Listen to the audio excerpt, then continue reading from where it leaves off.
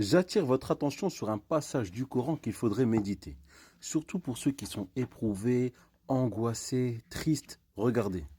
Vous prenez la sourate numéro 37, As-Saffat en arabe, qui en français c'est les rangées. Donc la sourate numéro 37, c'est celle-ci. Quand vous êtes éprouvé, quand vous êtes angoissé, vous savez quand votre poitrine se resserre, regardez ce que Allah subhanahu wa ta'ala dit à propos de son serviteur et prophète Yunus alayhi salam. Quand il prit part au tirage au sort qu'il désigna pour être jeté à la mer. Le poisson l'avala alors qu'il était blâmable. On parle de Yunus. S'il n'avait pas été parmi ceux qui glorifient Allah, regardez. فَلَوْلَا أَنَّهُ كَانَ مِنَ الْمُسَبِّحِينَ. On parle du tasbih. Le tasbih, c'est le fait de dire Subhanallah, Subhanak.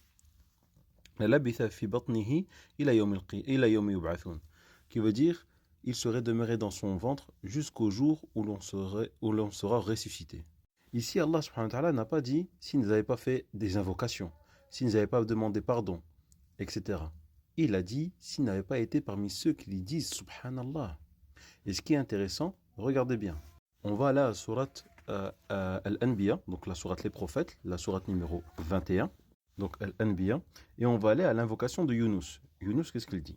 Wadhunnun, quand il partit irrité, il pensa que nous n'allions pas l'éprouver, puis il fit dans les ténèbres l'appel que voici. Pas de divinité à part toi, pureté à toi, j'ai été vraiment du nombre des injustes. En arabe, c'est La ilaha illa ant subhanak inni kuntu minadh dhalimin.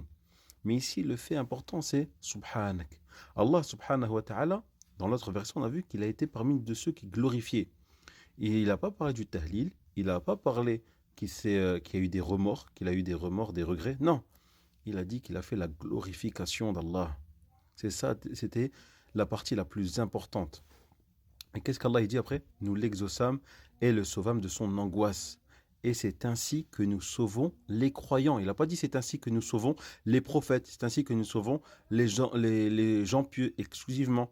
Non, les croyants. C'est-à-dire si tu es un croyant et angoissé, tu dois dire la dua de Yunus.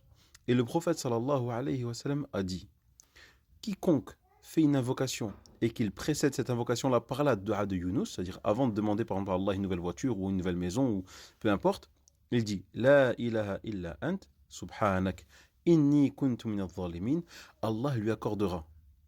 Et ça c'est le plus important en fait. L'important c'est d'avoir, non pas que la dua soit exaucée, le plus important c'est de toujours faire appel à Allah et glorifier Allah, peu importe l'état dans lequel on se trouve. Qu'on soit mal ou qu'on soit bien, on glorifie Allah. Parce que c'est à lui que méritent toutes les glorifications. Pour ceux qui veulent les sources, vous avez Surat al-21 au verset 87. Et tout à l'heure, c'était la sourate numéro 37, Saffat, au verset 143. S'ils n'avaient pas été ceux qui glorifient Allah subhanahu wa ta'ala.